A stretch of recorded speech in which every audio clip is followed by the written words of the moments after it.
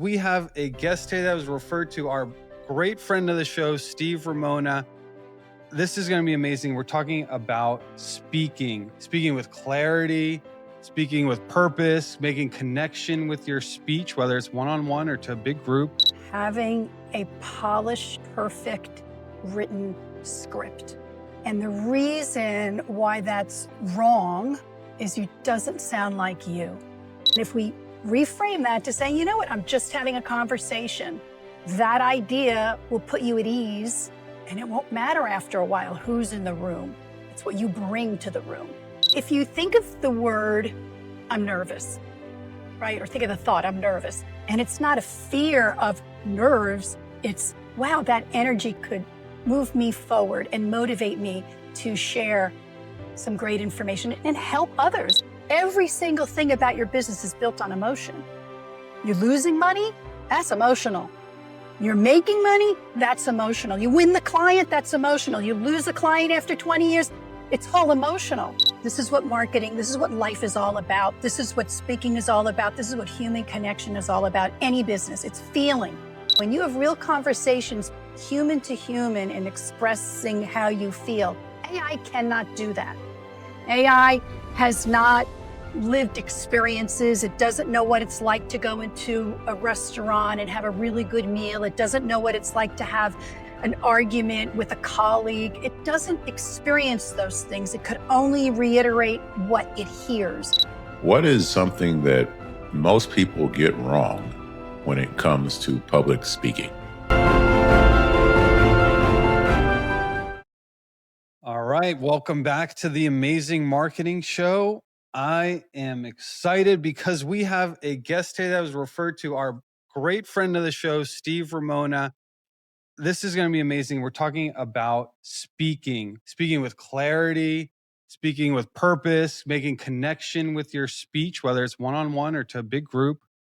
Now, before I introduce my guest, as always, I want to introduce my co-host, Chris Gray. Chris, what's going on?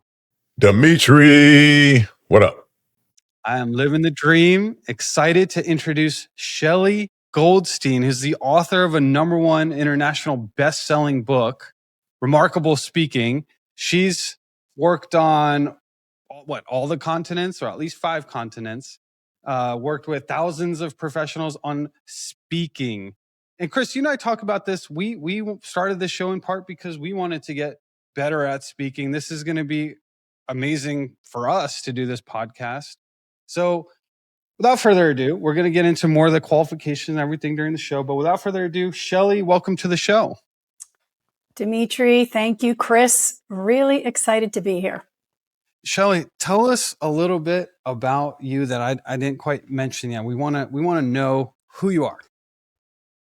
I am the person that is known as a social butterfly, but I absolutely froze when I had to make a presentation.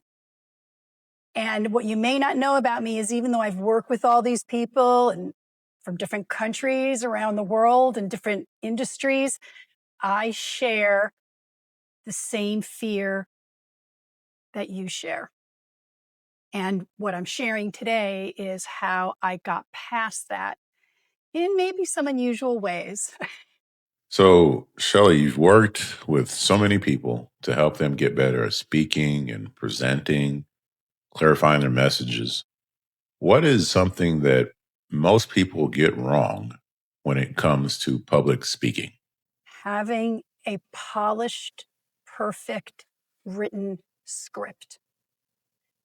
And the reason why that's wrong is it doesn't sound like you. And like I said, I froze on stage, and that was mostly because I practiced so hard to memorize a speech that was perfectly written, had all the talking points. And when my nerves hit, there's no way that nervous energy can recapture or recall all those facts and memorization, which I'm terrible at anyway.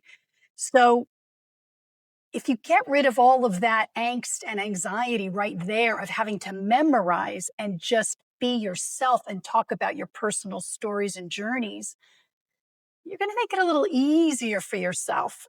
And chances are when you speak, you'll be more than right. You'll actually connect with people because it's the real you. What's the difference between speaking to a group or a large audience, or maybe one-on-one speaking, and maybe what's similar among all those things to still stay effective in delivering the message and probably more importantly, the energy that you're wanting to convey? Mm.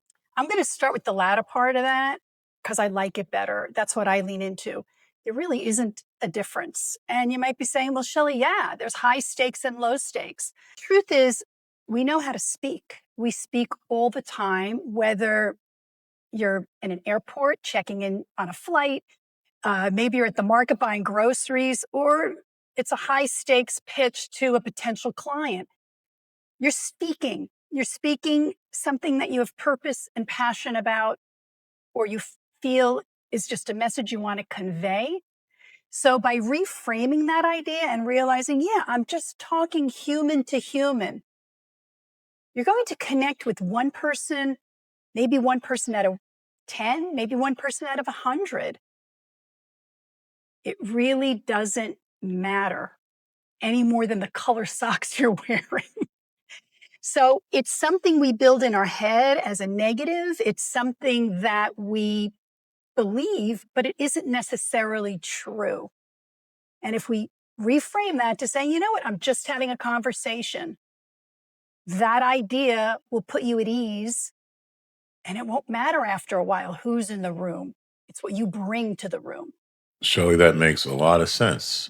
And my question there is, well, a comment in the question is, it's like you were talking about earlier. You're a social butterfly. You could be in a room talking one on one with somebody, and conversation is great. It's natural. It flows.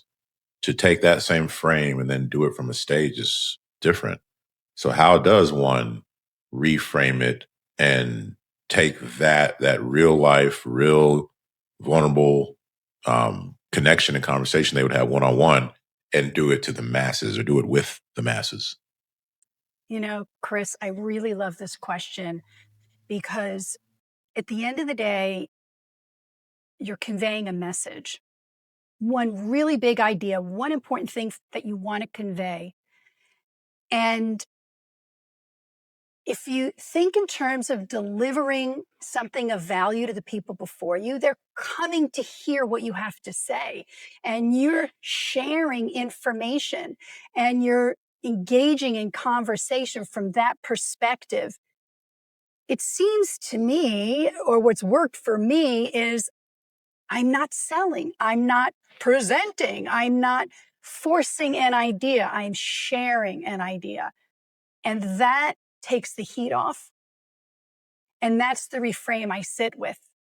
There's a little exercise that I talk about in my coaching and in my book that says, you know, if you think of the word, I'm nervous, right? Or think of the thought, I'm nervous.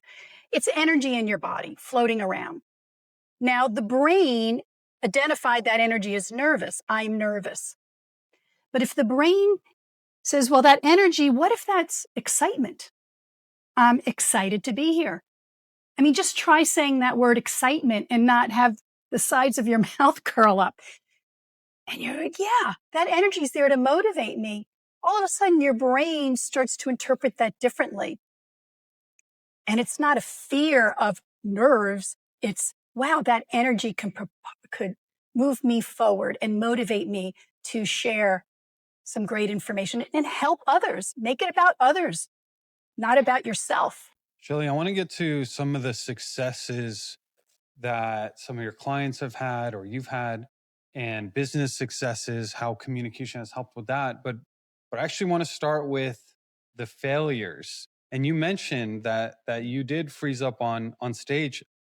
If you don't mind sharing how some of the details of that, how did it go and what happened and what did you do next? Most important was that I had spent so much time rehearsing and practicing. I had to give a presentation to a group of stakeholders for an environmental uh, sort of proposition we were putting through.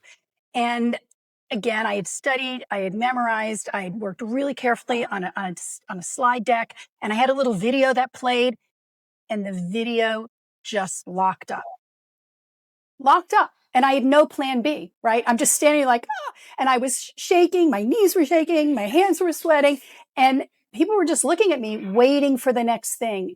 That silence felt like forever. And the weight of that felt huge. So of course, I started to get more nervous. And as I'm trying to fix the video, flopping around, making all kinds of noise, apologizing, finally,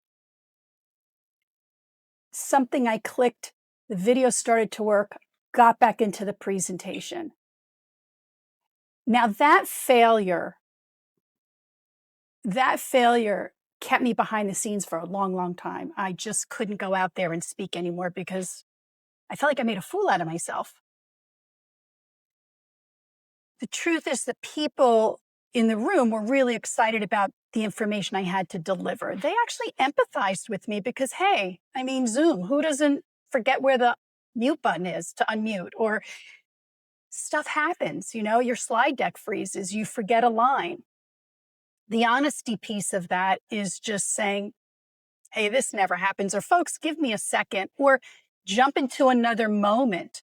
So, it's been said before, we don't learn from our successes, we learn from our failures. And from that point on, it was, what kind of stories can I tell to share that don't lock me up in presentation memorization? And what's my plan B? Again, I've had that instance where the video has gotten stuck. Forget about it. Move on. Tell a story. And I was able to get myself through it. So it's that learning piece of always having a story, something top of mind, my experience that I could share. It may not be the same story that's on the slide, but that's okay. As long as I still make my point, I'm going to do okay. So, one of the things I'm learning, Shelley, when it comes to speaking one-on-one or from a stage is a lot of the communication happens in the nonverbals, body languages, pauses, things like that. So when somebody's on stage and they're trying to establish presence, whatever you want to call it, what are some of the most important nonverbals they should be cognizant of when communicating? I'm going to go back to the storytelling piece. When we share our stories, our journey, things that have really happened to us, you asked me to share this moment about, when something, I failed at a speech and something went terribly wrong. I could recount that story, and I have told it before. I tell in slightly different ways from different, words, but it's the same moment. I didn't have to memorize it. I didn't have to set it up. I could just reflect on that piece. And when we as humans share stories naturally, even in conversations with friends, or you're talking to a colleague about a project you worked on, the emotion, the hand gestures, the pacing comes naturally. And I've worked this time and time again with clients. The less technical cues you have to worry about.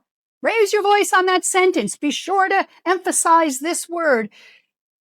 The less of those cues you have to memorize, the easier it's going to be for you to just share your experience. And the inflection and the pacing will happen naturally. It does every single time. You may even hear it in my speaking here today. A lot of our listeners are small business owners.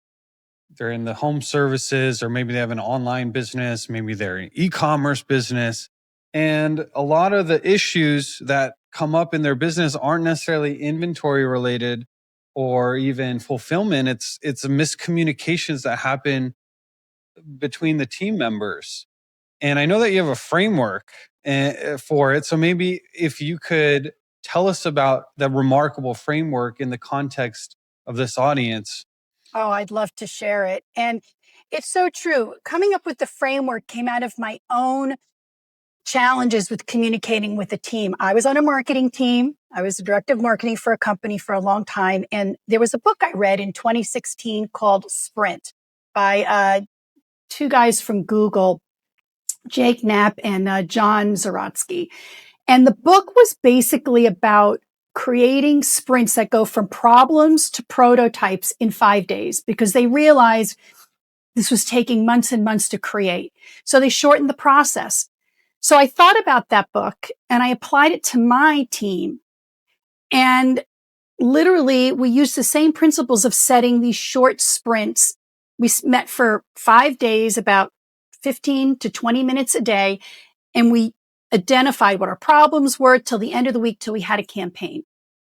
It saved so much back and forth time of, writing, creating, and coming back that we actually had a single focused idea that we were able to replicate and create new ideas around. But staying on message came back to that one simple principle. So I took that framework at a time where I was coaching, a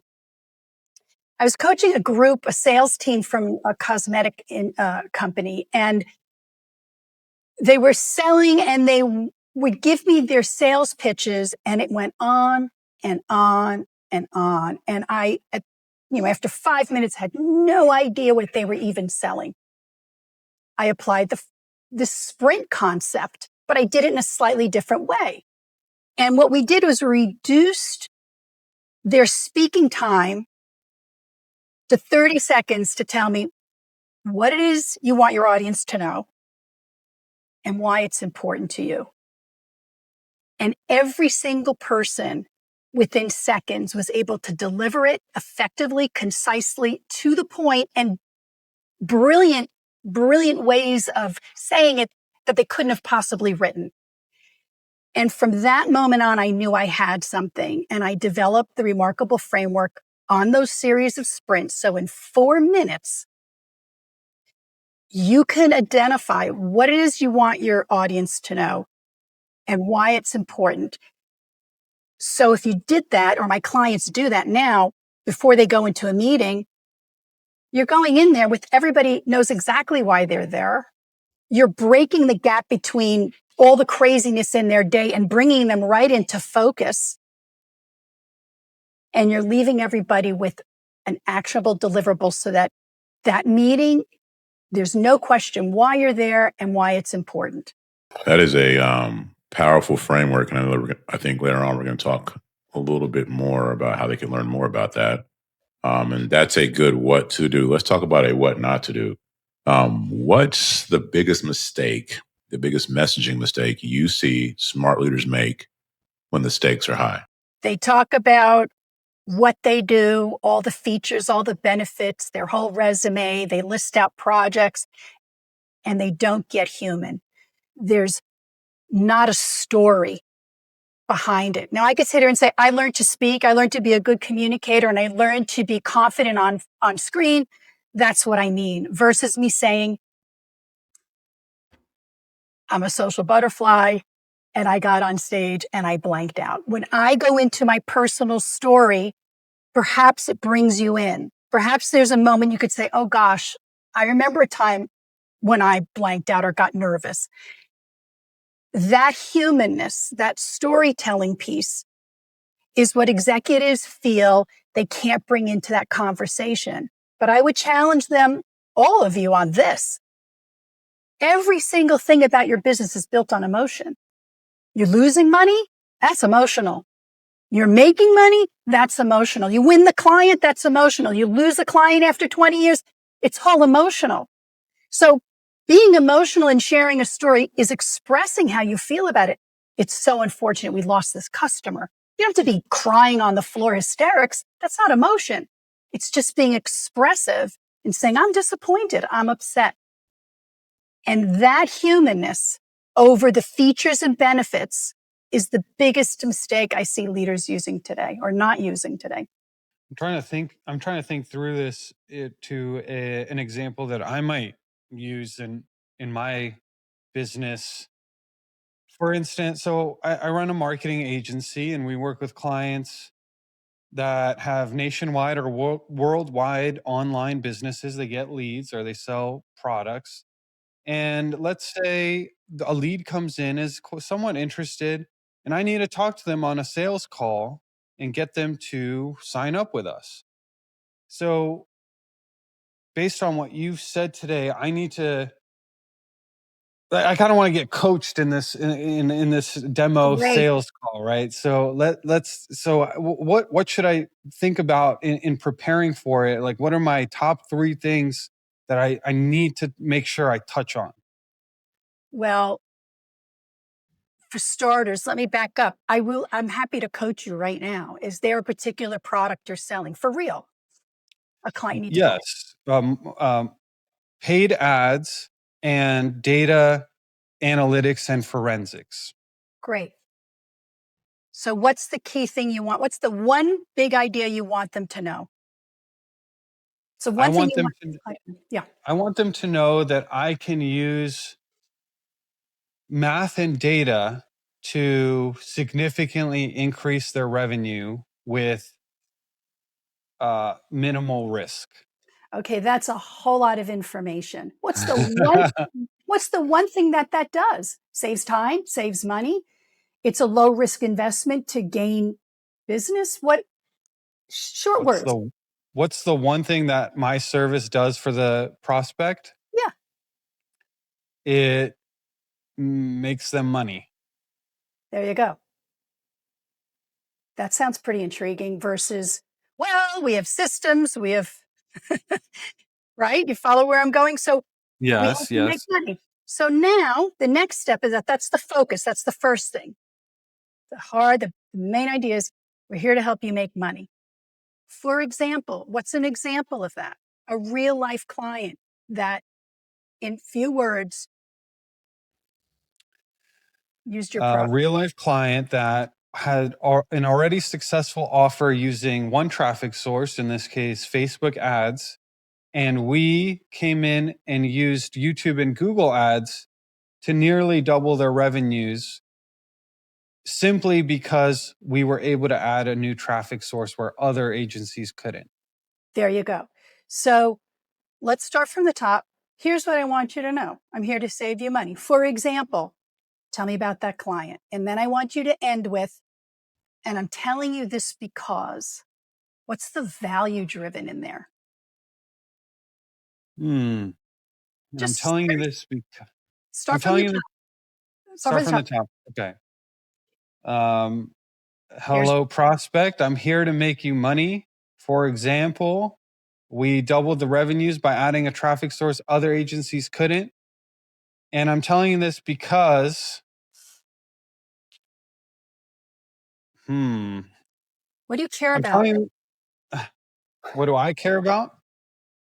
Because this could be a mutually beneficial arrangement where we can both win on this, and there's lots of examples of how this worked before. I don't know. Help me, coach. Great. So let's start with, here's what I want you to know. I'm in the money making business. Just repeat that. Here's what I want you to know. I'm in the money making Here's business. what I want you to know. I'm in the money making business. For example, now tell me about that client. I had a client. For example, there was a business that was making X dollars in revenue using Facebook ads, and we helped make it 2X in revenue by simply adding Google and YouTube ads as their next best traffic source. And I'm telling you this because no one else. And I'm telling you this because no one else. Tell me why. No one else has done this? Right? Isn't that what you share with And them? I'm telling you this because time and time again, we find that we can do what no one else has been able to do in marketing. Just think of that little capsule. Now I'm going to ask Chris what he thinks from the first version to this kind of last one that could probably use a little more massaging. But overall, what is the difference between the way it was pitched originally and this last iteration? Originally, obviously there was more words and it wasn't as crystal clear. Where in the last version, there was more clarity and more confidence, which then transfers confidence to me because this person clearly knows what they're doing. Yeah, I could feel it even differently coming out. And it does need a little bit more polishing, but I could feel the difference in the Right. energy I have in saying it. And it's so much more clear. And I know it's more clear And we can get to the details later, but we got to get to the meat first. Dimitri, that is exactly right. And something you said that I absolutely loved is the feeling. And folks, this is what marketing, this is what life is all about. This is what speaking is all about. This is what human connection is all about. Any business, it's feeling. It's feeling. And when you feel it and you believe it, the person on the other end of the phone or the other end of the Zoom or the other end of your handshake is going to feel that too. If you are just saying words and not connecting emotionally to it with a feeling, you can't expect everybody else to champion the idea with you. But also you got in, I loved how Chris pointed out, you sounded more confident, you used less words. And that goes back to your point, Dimitri. We have seconds to captivate somebody's interest. What will do it better than an opening sequence of a story of a failing client that you saved? And you're right. When I'm connected, now we could talk about, yeah, really? How did you do that? Tell me about the system. So good, right? It's marketing. The speech is marketing. It's get the attention, get them intrigued, have a vision and a belief of what could be, and then we'll get to the details after that. That's right. There was a very famous marketing legend, Mary Wells Lawrence, in the 70s. She was part of a campaign you may have heard of, I Love New York, right? Mm-hmm. So that whole campaign they not once mention all of the world-class museums. They don't mention all the Michelin star restaurants. They don't mention all the great buildings in New York. They talk about the experience of New York that they love. And she said something that resonated to me about this whole idea we're talking about. She said, love is the key word. You have to talk person to person. And that's why she was a legend in the marketing and advertising industry, because people don't respond to jargon and data. They respond to human stories, to love, to emotion, person to person, not key phrase to key phrase. Shelley, this is kind of a bit of an odd question, but I'm going to ask it anyways. I'm in the green room prior to you getting in. Dimitri and I were talking about just what's in focus in our lives right now. And for me, what's in focus from a personal standpoint is just what you talked about, like actually feeling. So in my journey, I've gone from being unconscious with feelings, to conscious, meaning noticing where the feeling is happening. The next stage is actually like feeling the feeling, which sounds simple.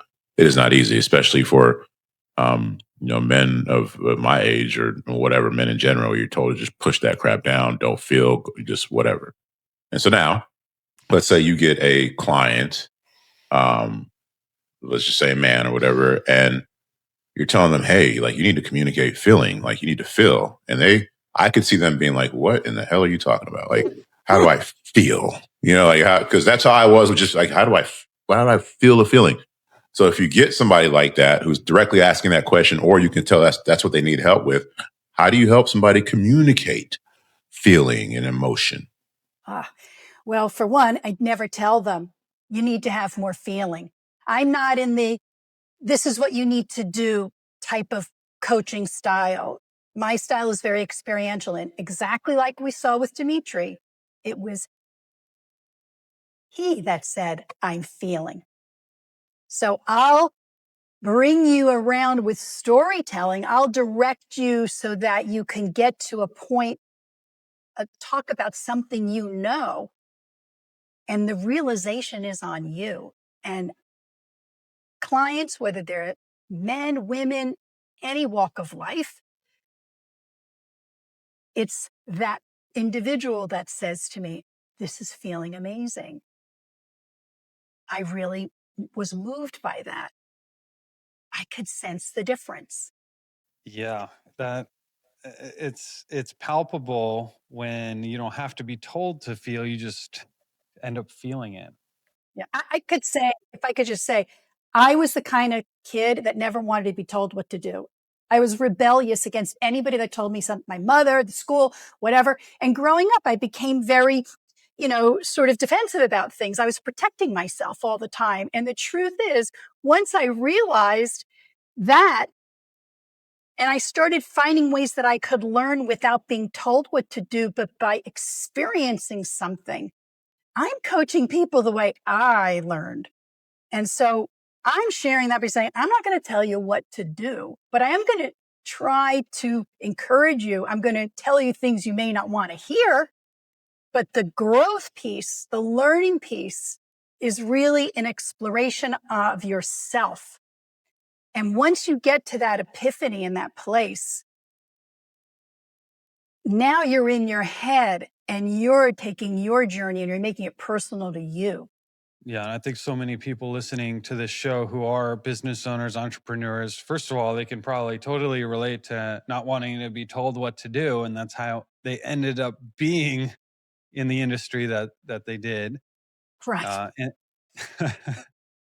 and so, yeah, it makes sense. The journey makes sense. And by the way, you're listening to this. If you're feeling anything, go ahead and subscribe and like the episode, subscribe to our podcast, subscribe to Shelley's where we have the link below. We're also going to have a link to her speaking guide.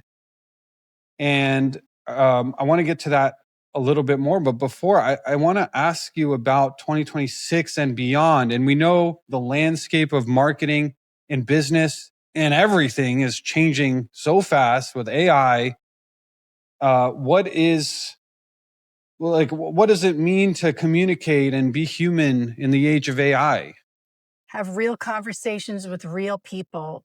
The technical term, if you will, is conversational leadership. But the truth of what that means is everybody wants to be seen and everybody wants to be heard. And that's, again, back to the emotional piece that we talked about earlier. And when you have real conversations, human to human, and expressing how you feel, AI cannot do that. AI has not lived experiences. It doesn't know what it's like to go into a restaurant and have a really good meal. It doesn't know what it's like to have an argument with a colleague. It doesn't experience those things. It could only reiterate what it hears, which is very mechanical. So going forward to challenge the AI to make it your superpower or to survive AI and make yourself stand out, speak human to human. Try to challenge that polish and tell your stories because no one else is going to have them or experience them the way you do. I love that messaging you just said, and a question that comes to my mind, or it reminds me of back in the day when I was in corporate America, and we'd have this matrix you would get graded on, and 80% of it was like things that had to do with sales, 20% were soft skills. Within that, those soft skills was communication, right? So it was a soft skill. It was not really um, seen as something you could ROI. And I could see leaders out there being like, "Who communication? Like what? Like I'm trying to make these sales, man. Like let's get to the bottom dollars." And how do you help? How do you bridge that gap? How do you help leaders see the connection between communication and ROI, or as an Yeah. ROI? Yeah. And this is something that I realized was important. I was coaching a bunch of executives from an investment equity investment organization, and they're faced with rapid fire, intense questioning, line of questioning from investors, from people with a lot of money, boom, boom, boom. And speaking effectively and communicating well was clear. They came to me because they wanted to sharpen their pitch. They wanted to sharpen how they, can answer those questions in rapid fire fashion without falling apart.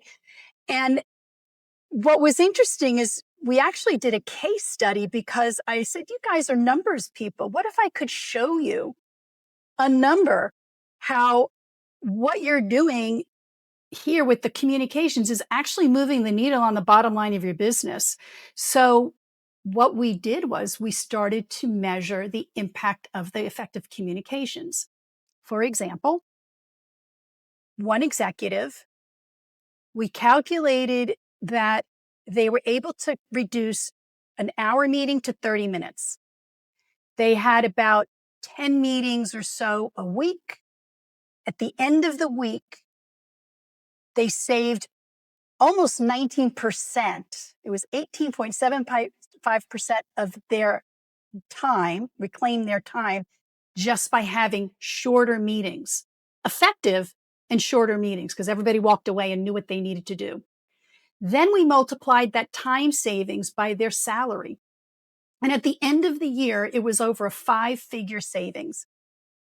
Now you multiply that times all the managers in your organization, all your key players, and even your junior people, anybody who's in your organization. Look at the time and money you're saving at the bottom line. So this calculator, this ROI calculator that I use with my clients, actually is measuring when they are speaking effectively, going in just like what Dimitri did. What do I want to say? For example, and here's the value with a call to action, which we add on. You're now effectively saving time and money over the course of the year, which is, I think, what most businesses are there to do, right? Save time and make money. Yeah, they're there to make money for sure. And it seems like it's one of those things that can build upon itself. If you're a leader who's saving 20% of his or her time, others will notice this. You're an effective leader. You're probably more likely to get the promotion or a different job that's even higher paying, and or maybe start your own business. And anyway, like it's extremely high ROI. I actually think, and I've thought this for the last couple years, is communication, presentation, frame control. Like all these things are actually the highest ROI skills that a person can have, especially now in the age of AI. And I think most people, including myself, simply don't spend enough time on it because we want to pick up the pennies in front of the steamroller, so to speak, because we have like little small opportunities over here. But whereas the big opportunity is hiding behind more effective communication.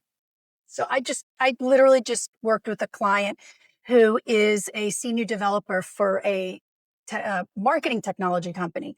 And we ran this drill, the 4-minute drill, before this person went into the meetings. And the end result was they came back to me and said, I have so much more time to do more things on my job that I'm required to do. I didn't spend hours preparing for this meeting.